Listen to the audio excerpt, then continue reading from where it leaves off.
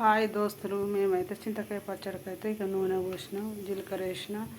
ఇగో చింతకాయ పచ్చడి, ఎల్లిపాయ ముద్ద, ఎండిన మిర్చీలు, కళ్యమాకు, చింతకాయ పచ్చడి. చింతకాయ పచ్చళ్ళకి అన్నీ రెడీ. ఎండిన ఎల్లిపాయ ముద్ద, ఎండిన మిరపకాయలు,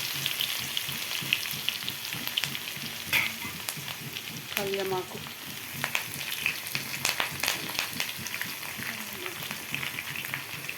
చింతకాయ పచ్చడి పోపు పెట్టుకొని తింటే మస్తు ఉంటుంది. పసుపు కొద్దిగా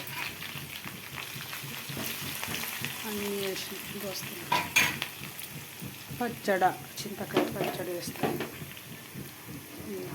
పచ్చడి ఎలా ఉంటుంది.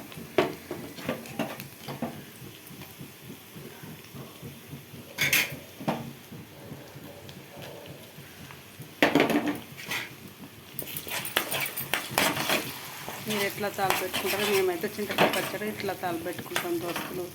మంచిగా కళ్యమాకు అన్నీ వేసి పెట్టుకుంటే మస్తు ఉంటాయి. ఎండిన మిర్చీలు ఫస్ట్ ఎల్లిపాయను జీలకర్ర వేసి గ్రైండర్ పట్టుకొని పేస్ట్ చేసుకుంటాం.